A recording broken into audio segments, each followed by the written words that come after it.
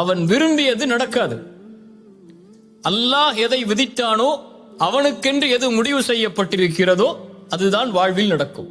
அதனால் இந்த உலகத்தில் ஒரு முஸ்லிமை பொறுத்தவரை எது அவனிடத்திலிருந்து எடுக்கப்பட்டாலும், எது அவன் விரும்பியது நடக்காவிட்டாலும், அவன் தேடிய உறவு கைகூடாவிட்டாலும், அவனை பொறுத்தவரை அவன் மனதில் நினைப்பது இது அல்லாஹுடைய நாட்டத்தில் உள்ளது.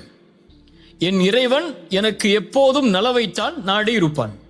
எனக்கு அநீதம் செய்பவன் இறைவன் அல்ல, எனக்கு நலவு செய்பவன் தான் என் இறைவன்.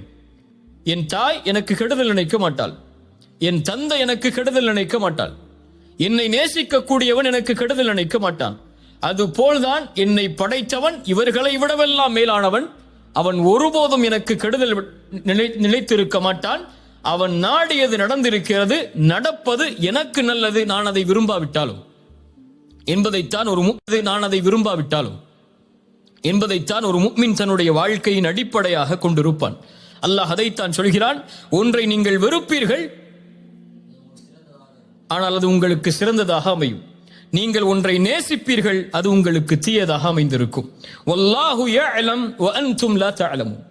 அல்லாஹ் தான் அறிந்தவன், நீங்கள் அறியாதவர்கள்.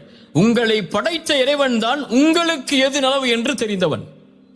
இந்த நேரத்தில் இந்த செல்வம் குறைக்கப்படுவதால் என்ன நலவு இருக்கிறது என்பதை இறைவன் அறிந்தவன். வபஷ்ஷிரி ஸாபிரீன், நீ பொறுமையோடு இருந்து உன் பாதையில் செல், நீ அறிந்து கொள்வாய் அது என்ன நலவு என்று.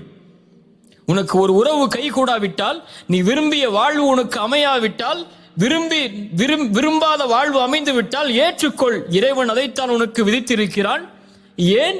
ஏன் அல்லாஹ் விதித்திருக்கிறான் என்ற கேள்விக்கு பதிலை தேட வேண்டும் என்றால் பொறுமையோடு இரு.